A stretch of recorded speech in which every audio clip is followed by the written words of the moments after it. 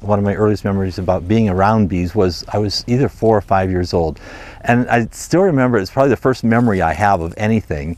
And it was going into a shed on the farm and opening up the door.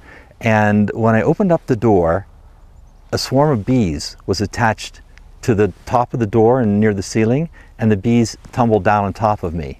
So you've got this little 5-year-old standing there with bees basically over my whole body, my head, my hair, my arms. And I remember that, probably because I hadn't been stung or been stung much, so I didn't really associate it with anything fearful, I just remember looking at all these bees crawling on me and how intriguing it was that they were just kind of walking all over me. You have to understand how they think and how they work and what's natural and best for them. And if you do everything right, you can get some honey off of them. And part of the whole equation too is the fact that bees do have stingers. So you have a stinger on one end and a honey maker on the other end. And you know, getting stung is always bad and getting honey is always good. Bees have an incredible memory.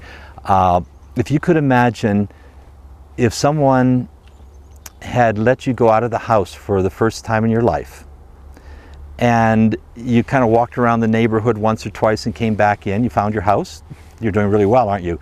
And then the next day, you go out by yourself and you hike about 500 kilometers in some more or less random direction, and then you find your way back to the same town, the same neighborhood, and the same house. I have a smoker.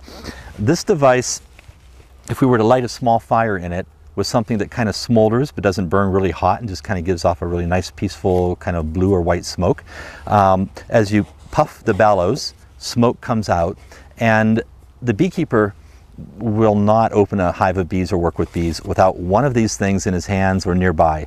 And the reason for that is if you disturb a colony of bees, just come to it, like the one I'm sitting on, which has been really nice and quiet for us. If I were to lift open the lid, the bees would roll out rather irritated. If I were to put smoke into the front of the hive by puffing, and then the air comes through and the smoke comes out of it, that smoke will calm the bees for two reasons. One is it's an odor that covers up the human odor, so they don't know that it's an animal that's near the hive, and so they don't recognize us that way. And the second thing is, the smoke inspires an automatic instinct in the bee, probably an evolutionary response to fire. So if there were a colony of bees nesting in a tree in the wild and there were to be a fire, which is relatively frequent, and it used to be in natural state, the fire would go through, smoke would be around, the bees would smell the smoke, and the instinct is that they fill up their little tummies with honey.